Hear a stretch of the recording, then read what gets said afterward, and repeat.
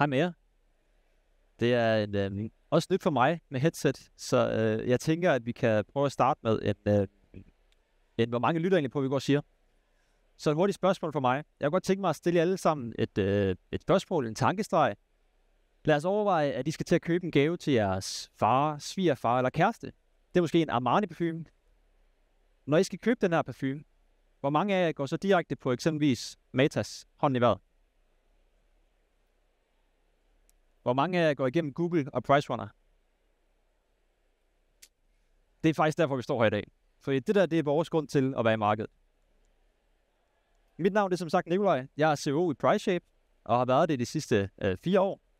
Vi er en lille biks, der er blevet relativt stor på ganske kort tid. Vi er faktisk efterhånden så mange mennesker, at vi sidder 120 mennesker i Aarhus på et kontor, vi flyttede ind i oktober sidste år. Vi startede tilbage i 2018. Det var på lige der, hvor markedet begynder at peake. Vi kan se, at der er fremdrift i det. Som I kan se, det var 2 co-founders, der sad i kælderværelse. Men tænkte, vi skal lave et værktøj fra brugere til brugere. Den her logik omkring, at vi skal bygge noget fra brugere til brugere, det var faktisk der, vi startede. Vi gik ud til nogle kunder og sagde, hvad vil I have, og hvor meget vil I betale for at gøre det? Vi så, at der var et spirende marked, vi kunne arbejde ind i. Nu er vi kommet dertil, hvor vi som sagt er 120 mennesker. Vi er lige blevet 7 år. Vi har plus 800 kunder. Vi har også kunder i mere end 30 lande. Vi har været bootstrap frem til 2024, hvor vi joined op med et partnerskab sammen med en engelsk private capital fund, der hedder Copilot. Det har givet os nogle nye vinger, som nu gør, at vi kan begynde at fokusere endnu mere på det her AI. Fokusere på, hvordan vi arbejder med data og sikre, at vi også i fremtiden kan drive, hvilken retning vi gerne vil. Det betyder også, at vi har nogle relativt voldsomme ambitioner. Vi vil gerne i næste 2 år blive europæisk markedsleder inden for vores felt.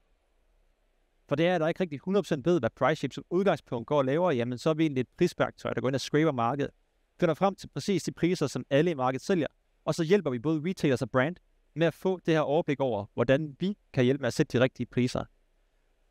Vi har også en ambition om at gå på det globale marked, det vil sige åbne døren op for USA inden for de næste 3 år. Når vi nu har taget den her rejse, vi har, så gjorde vi faktisk tilbage for sidste måned og lavede det første skridt imod en europæisk markedsleder. Vi har opkøbt vores konkurrent i Sverige, der hedder Prisindex, fordi vi vil det her. Vi har nogle kæmpe store ambitioner omkring, hvad det er, vi gerne vil, og hvordan vi kan gøre ting. Så når vi snakker ind i det her datafedt, der nu ligger derude, jamen så har jeg også godt tænkt mig at prøve at gå i dybden med, fordi overskriften er jo lidt cheesy. Det er data og AI og automation. Hvordan sikrer vi faktisk, at vi får profit ud af den her store mængde data, der ligger derude? Når vi ser det her markedsfedt i markedet, jamen så er fokuspunktet jo også på vores marketingsmix. Det er med price. Hvad betyder det faktisk i forhold til vores promotion og vores placement, men også vores product? Fordi her der sidder der en masse retailers. Jeg kan også se, at der er nogle velkendte ansigter. Vi har heldigvis rigtig mange af os faktisk vores kunder. Men der, hvor fokuspunktet jo ligger, det er, hvis vi prøver at hoppe tilbage til den næste slide, som vi så før. Hvordan sikrer vi os, at vi i markedet har mulighed for at få synspunkt for vores kunder? Hvordan får vi sikret, at vores pris ikke bare er den billigste pris? Som udgangspunkt, så var der engang en mand i Silkeborg, der sagde, kom i min butik og spar 20%, jeg har et godt tilbud til dig. Det virker til del stadigvæk, men spørgsmålet er også blevet anderledes. Fordi vi netop kan se, at du ikke bare har 1, 2, 3 konkurrenter. Du har faktisk 25 på det samme produkt, inden for en radius 3 kliks. Så hvad filan betyder det egentlig, når vi siger spar 20%? Fordi det handler ikke mere om at have den billigste pris, det handler om at have den rigtige pris. Det handler om at forestille sig at finde ud af, hvad er egentlig den rette pris, og hvordan kan vi sætte den i markedet. Kan vi sælge mere eller mindre ved at sige, at jeg gerne vil spare 20%, hvis vores kernekonkurrenter, de også begynder at sætte prisen ned i forhold til den retning. Da vi lavede PriceShape, der fik vi også en retning ind at sige, hvad det egentlig behovet er lige nu og her i forhold til data, i forhold til at sætte prisen rigtigt. Men vi kan også se, at det behov, det udvikler sig, og det samme gør vi. Vi kan jo se, at digital modenhed, det kan I nok alle sammen også godt mærke på jeres egen butik, at den begynder altså at stige løbende. Vi begynder at sætte flere krav til, hvad det er, vi gerne vil finde ud af. Vi begynder også at sætte flere krav til, hvad for noget data er det faktisk, vi gerne vil arbejde med. Vi kan også se, at når vi først er her, og vi begynder at have en større digital modenhed, jamen så kan vi også have mulighed for, som retailers, at købe ind i langt flere og større sortiment. Det er i den her kontekst, hvor vi også kan sidde og se, at der opstår flere og flere multibrands. Vi har flere af de her rigtig gode og dygtige kunder, som vi kommer til os og siger, at vi kan lige pludselig se, at vores marked ikke bare har 5 konkurrenter. Når vi går ind og slår en konto op ind i PriceShape, begynder at scrape markedet, eksempelvis på Garmin nu i Danmark, jamen så finder vi ikke bare 20 konkurrenter. Nej, vi finder 350 forskellige konkurrenter, der sælger Garmin-ure i Danmark. Det er sådan, at hvis jeg går på Google og skriver Garmin-ure, og jeg hedder eksempelvis Løbeshop, meget naturligt, så sælger jeg Garmin-ure. Jeg vil nok forvente, at dem, som jeg skal gå ud og prøve at benchmarke mig selv imod, jamen det vil altså være nogen, som sælger det samme løbetøj, eller en retning af det, jeg synes, der giver interessant. Men Løbeshop, de skal også i dag forholde sig til Matas. Fordi Matas sælger også Garmin. Og det betyder lige pludselig, at vi begynder at se, at den her skalering af, hvad er det for nogle produkter, vi kan få, og hvad er det for en pris i markedet, vi gerne vil arbejde med, og hvem er det egentlig, vi som virksomhed gerne vil konkurrere imod, begynder lige pludselig at brede sig rigtig meget ud. Fordi vi ser, at sådan nogle som Matas, der trækker rigtig meget volumen, jamen de begynder også at udfordre os på vores umiddelbare konkurrencesituation. Det sker altså lige på toppen af, at vi står i en verden, der er under unik forandring. Jeg er barn af 90'erne og er vokset op i den her verden, der hedder globalisering. Globalisering er en ting, vi skal forholde os til, at vi har en meget bred omgangskreds i hele verden, og grænser, det er ingenting. Der er sket et skift, og jeg så faktisk et foredrag med en fremtidsforsker for ganske nylig, som giver en snak omkring det her med globalisering. Fordi i takt med, at der kommer krig i Rusland og Ukraine, i takt med, at vi ser en handelskrig, som Trump han fører over i USA, så sker det med vores grænser, at det begynder stille og roligt at blive mindre og mindre. Det vil faktisk sige, at den her term omkring globalisering begynder at forandre sig over imod lokalisering. Så hvis man begynder at forholde sig til den tankegang, så står vi altså over for en situation, hvor vi som virksomhed lige pludselig går fra at have en kæmpe stor kundepulje til at få en mindre kundepulje. Men i samme ombæring, så kan vi også se, at vores topkonkurrenter, de begynder at sælge mange flere forskellige produkter. Så vi ser faktisk lige pludselig, at vi har en mindre kundepulje, men vores konkurrenter bliver større. Det betyder altså også, at det her med at styre på sine data, have styr på, hvordan vi arbejder med at sikre, hvad er det for nogle produkter, vi skal have i vores sortiment, hvad er det for en pris, vi skal have på vores produkter, hvad er det for en pris, som vores forbrugere egentlig er villige til at købe, det er mere vigtigt end nogensinde før. Fordi chancen for at sælge bliver faktisk mindre og mindre i takt med, at der kommer flere og flere konkurrenter, og modenheden hos de enkelte retailers, der også begynder at stige. Så skal du så ikke bare gå ud og lave et tilbudskampagne, der hedder spar 20%. Det er simpelthen passé. Så derfor så handler det også om at frem til at sige, men hvad kan jeg få den enkelte forbruger til at købe på? Det handler også om at have det rigtige sortiment. Fordi er der egentlig behov for, at jeg skal have 30.000 produkter i mit sortiment for at ramme hele kundeportføljen? Det er sådan i price shape, at når vi får det her pushback tilbage fra vores kunder, så er det allerstørste pushback, vi får lige på tiden. Det er at sige, vi vil så gerne sikre, at det sortiment, vi har, det egentlig også er konkurrencedygtigt. Så derfor, når vi går i markedet og scraper, så gør vi det på daglig basis. Faktisk så scraper vi 250 millioner produktsider hver eneste dag. Det betyder altså, at vi har en relativt stor, signifikant database af priser og prispunkter i markedet. Og det gør også, at når vi laver et push lige nu, som I kan se på tavlen heroppe, så åbner vi faktisk døren op til vores kunder for at have mulighed for at gå ind og kigge på samtlige brands, faktisk 20.000 forskellige brands, hvor de kan se i markedet i forskellige lande. Hvad ligger der egentlig derude? Hvad har vi for nogle forskellige prispunkter i markedet? Hvem er egentlig dem, der sælger de produkter? Ikke dem, jeg har, men dem, jeg gerne vil købe. For at sikre, at jeg går ind i et green space og ikke et red ocean, og jeg gerne vil sætte mine varer. For giver det egentlig mening for mig at gå ud og markedsføre mig eller konkurrere mod en kæmpe stor mastodont, hvis jeg kan se, at de 1 har prisen, som de gerne vil have, eller 2 egentlig kan se, at der er en prisudvikling på den her brand, som betyder, at der er kæmpe stor konkurrence. Hvor vi starter fra et prispunkt for en måned siden, og ender i et prispunkt ude af 30 dage, hvor vi lige pludselig ser, at prisen den bare har haft en kæmpe stor devaluering. Hvor vi kan se, at gennemsnitsprisen den ændrer sig signifikant, og hvor vi også kan se, at der er flere, der presser markedet på at være prisledere, rent faktisk på at skabe en skarp pris. Og som vi så lige før, vi er alle sammen forbrugere, som går ind og kigger på det her brede marked. Det vil sige, når vi går ned igennem Strøget, jeg er selv fra Aarhus, så jeg går ned i Strøget og kigger, jamen der kan jeg kigge på butikker og købe en vare, og så kan jeg gå 700 meter og så finde den samme vej i en anden butik. Går jeg på nettet, så er det kun 3 klik væk. Det er faktisk også sådan, at der er et studie, der viser, at fra Google, de lavede et studie for et år siden, hvor at 56% af alle forbrugere, før de går i en butik, de kigger på nettet for at se, hvad er det for en vare, der ligger i det her. Hvad ligger prisen? Er der andre, der kan sælge varen? Det er altså hver anden menneske, der går ind i en butik, der har et forhold til, hvad der står på nettet. Så hvis jeres pris eller det prispunkt er forkert på dagen, hvor stor er chancen så for, at det ikke kommer til? Det er altså kæmpe vigtigt, at vi forholder os til, hvad er det for nogle produkter, vi skal have, hvordan skal vi arbejde med det, og hvordan skal vi egentlig gå i dybden med det. Og der, hvor det bliver enormt svært, det er, at datamængden har aldrig været større, end den er i dag. Så kan vi så udnytte den her store mængde data til at bearbejde, hvordan vi kan optimere vores profit, hvordan vi kan komme igennem den her kæmpe store hurdle af data, for at sikre, at jeg ved præcis, hvad du og du gerne vil betale for min vare. Det er jo sådan, at når vi snakker datakilder, så er det ikke kun kostpris. Det var jo eddermame fantastisk gamle dage, der kunne man gå ud, og så kunne man få en kostpris, og sige, jeg vil gerne købe den her vare, det er den her kostpris, godt, jeg laver et pris, den hedder faktaberegning på 2,08. Bum, det er den pris, jeg kan sælge i min butik. Men i dag, der skal jeg forholde mig til markedsdata, jeg skal forholde mig til trenddata, til konkurrentdata, til lagerdata. Der er dels også noget, der hedder returforsendelse, fordi at vi alle sammen er shopper, som egentlig pokker. Så vores kostpris er variabel, og ikke bare en ting. Så hvad er det egentlig, vi skal gøre for at sikre, at vi forholder os til alle de her datapunkter, for også at sikre, at vi gør det på den rigtige og gode måde? Vi kunne tage den gamle måde og smide helt ind i et Excel-ark, og så køre en god, klassisk pivottabel, og så få det hele krævet igennem. Og så ved vi alle sammen godt på et tidspunkt, så dør det Excel-ark. Og vi er også i en situation, hvor vi bare overhovedet ikke magter mere. Så går vi tilbage til vores klassiske 2,08 og siger, bum, det er prisen, og så kører vi 20% kampagne i weekend. Eller vi kan begynde at forholde os til den nye måde at tænke til.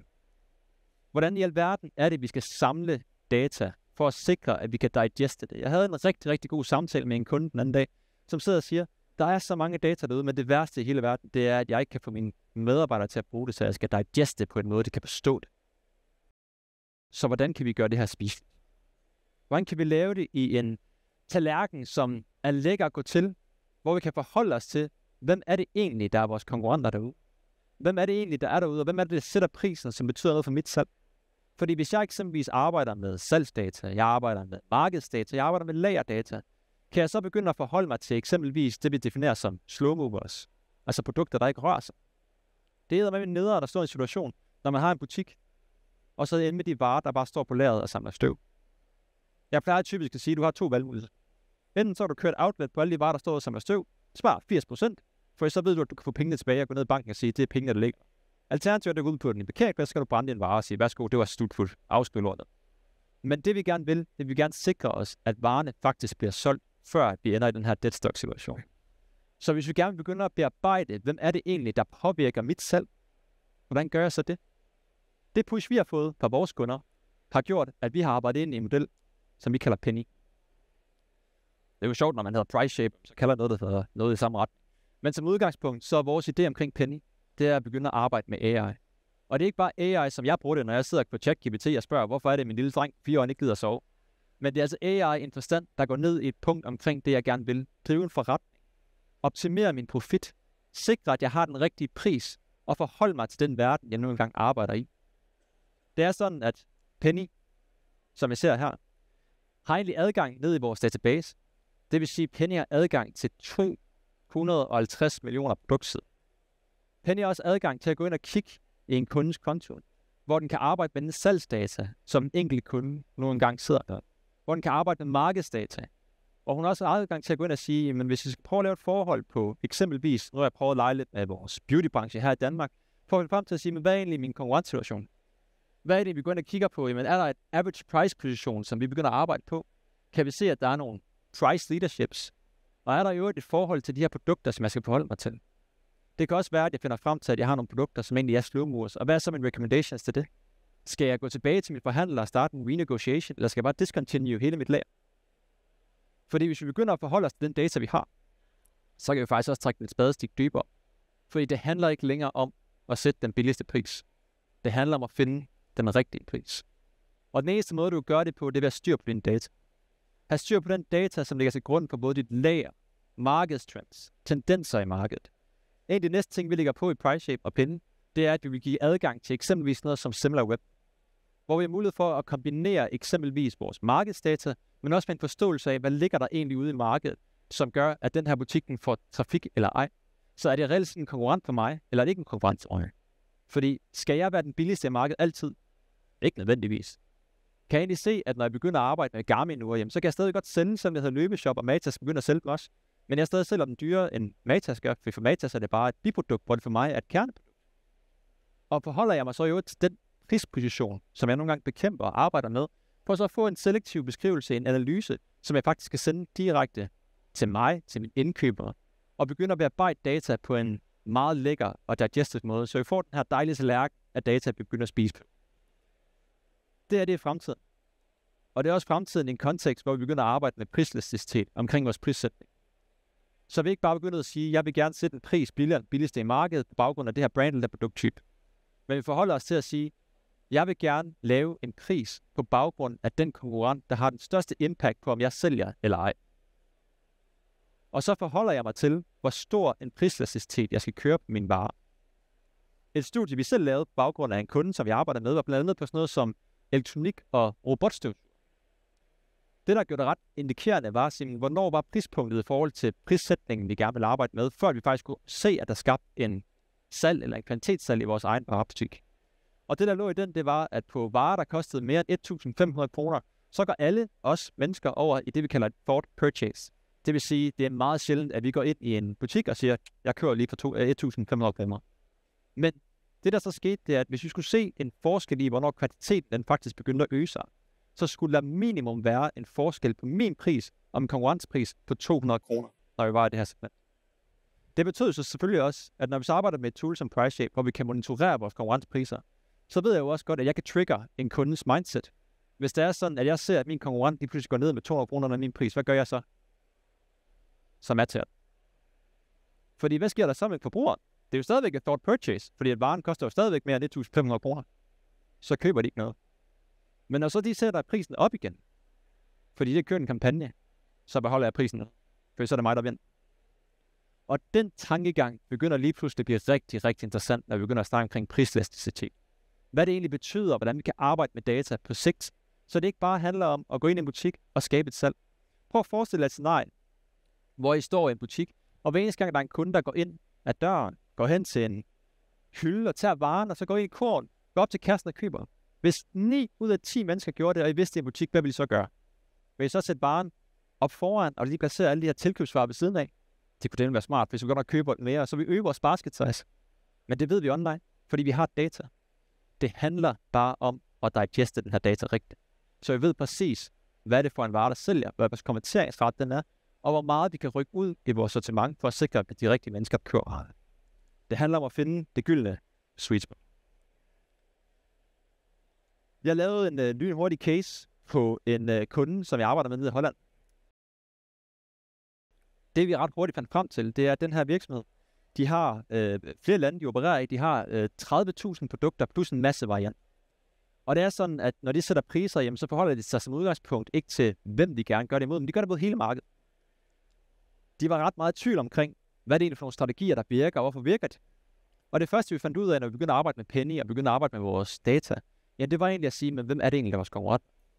Vi fandt frem til, at hvis vi tager deres forskellige konkurrenter og kigger et bredt billede, jamen så har vi eksempelvis at sige, hvis vi kører den billigste pris i markedet, så kunne vi se, at vores kvantitet af salg, den var ret høj. Men hvis vi tog vores anden billigste pris på vores produkt, så kunne vi se, at vores omsætning det faktisk var højere, end vi havde på den billigste pris. Vi kunne også se, at når vi kiggede på de forskellige konkurrenter, vi arbejder med derude, jamen så havde de 3 konkurrenter, som den ene fulgte med dem alle sammen. Men de havde én konkurrent, som faktisk kun havde 3.000 af de her 30.000 produkter. Men den her ene konkurrent, de lå som udgangspunkt 5% billigere end markedet i gennemsnit. Og det gjorde altså, at den her forhandler, som jeg arbejdede sammen med, jamen de gik altså i bund. Hver eneste gang de her 3.000 varer, de begyndte at presse ned, så de udfordrede deres profit hver eneste gang, at de satte varen ned. Og det vil sige, at den konklusion, vi så fik, jamen det var, hvad hvis vi nu arbejder med en præmis om, at vi som virksomhed rent faktisk, det vi definerer som et premium-værktøj, eller et premium-shop, hvor kunder kommer ind, og jeg kan lave mit sweet spot, der hedder anden position i markedet. Så kan jeg også fjerne mit fokus fra den her konkurrent, som egentlig ikke er en konkurrent, men bare presser mine priser. For så forøger jeg også min omsætning, uden at jeg behøver at være den billigste. For det kan jeg se, at mit brand, det kan bære. Vi kan også arbejde med præmissen om, jamen behøver jeg faktisk at have de 30.000 varenumre? For det behøvede vi heller ikke. Vi kunne se, at de havde ca. 10.000 varer, der hen over en periode på 90 dage overhovedet ikke rette. Vi kunne faktisk også gå helt ned i dybden på et brand, og prøve at forholde os til at sige, jamen det her specifikke brand, som egentlig, når jeg sidder i Danmark, og jeg overhovedet ikke rider, godt kender det her brand, men de kunne bare ikke sælge det i Holland. Så skulle man så se, at man så havde et asset på lageret. De havde det, man definerer som værende et claim af produkter, der stod på lageret, hvor vi havde inventory value, der var så højt, at det begyndte at blive farligt. Men de solgte ikke. Så her snakker vi om, at vi måske skulle lave en discontinuation, eller gå tilbage til vores forhandlere og begynde at snakke om at sige, jeg behøver faktisk ikke have vinder. Til sidst, men ikke mindst, så handler det også om at sige, når jeg har 120 forskellige prisstrategier i et land, på et i mit sortiment, hvor er det så, jeg tjener penge, og hvordan i alverden skal jeg behandle det? Der kan vi bruge sådan noget som Penny til at gå ind og kigge på og sige, men hvad er det for nogle strategier, der definerer min omsætning? Hvor er det, jeg egentlig kan se, at omsætningen er henne, og hvor er det, jeg kan se, at vi begynder at kunne se, at elementet rent faktisk er, at vi gerne vil øge vores salg, og så forholde os til det her. Det betyder altså, at vi går fra tanke til fakta, og ikke bare tænker, det her det er en god idé, men vi ved faktisk, det er en god idé, hvis vi gør det rigtigt. Så bare lige hurtigt takeaways i forhold til alt det, vi har snakket om her. Hvis ikke I allerede har det, så skal I dele med til at fokus på jeres datakilder. Det movement, der sker i markedet lige pt., det er altså, at vi står i en situation, hvor der er så meget tryk på, både på den globale, men også den lokale handel. Når jeg siger lokale handel, så mener jeg altså også Europa. Grænserne, de bliver endnu mere hårdere trukket op. Kunderne, det bliver sjovt nok færre. Det lyder sindssygt paradoksalt, når vi tænker på, at der kommer flere og flere mennesker til verden. Men fordi at vi står i en situation, hvor vi begynder at blive meget mere os selv. Amerikanerne vil kun handle med amerikanske virksomheder. I Europa, der vil vi gerne handle med europæiske virksomheder, fordi amerikanerne, de er dumme. Jeg har hørt som udgangspunkt nogen, der sagde, Coca-Cola, det vil ikke købe, fordi det er amerikansk. Og hvis det er tilfældet, tror vi så ikke også, det vil fortsætte sig på andre præmisser. Så vi skal altså forholde os til, at vi skal have styr på vores data, fordi det er mere vigtigt nu, end det nogensinde har været. Vi skal også gå ind og kigge på og sikre, om vores konkurrentbase faktisk er den rigtige. Og så arbejde med det element omkring, at vores sortiment rent faktisk er et markedsfedt eller ej. Det, der er virkeligheden, det er, at fremtidens vinder bliver stemt med den bedste data. Og det er selvfølgelig det, som vi arbejder ret hårdt på. Så det var så her, jeg kunne lave et mic drop og sige, værsgo, det er vores butik. Men som udgangspunkt, så vil jeg gerne sige tusind tak, fordi I lyttede. Vi har en stand nede på stand 20, hvor vi har en lækker kaffevogn med, så I kan ned og få en kop kaffe. Jeg er også meget mere åben for at tage en god snak omkring, hvad det her egentlig betyder. Hvad det betyder, når vi snakker data, AI, optimering af vores profit, hvor vi arbejder ud i en præmis omkring, at markedsdata faktisk er en ting, men også kan håndtere alle de andre datakilder sammen. Tak fordi I lyttede.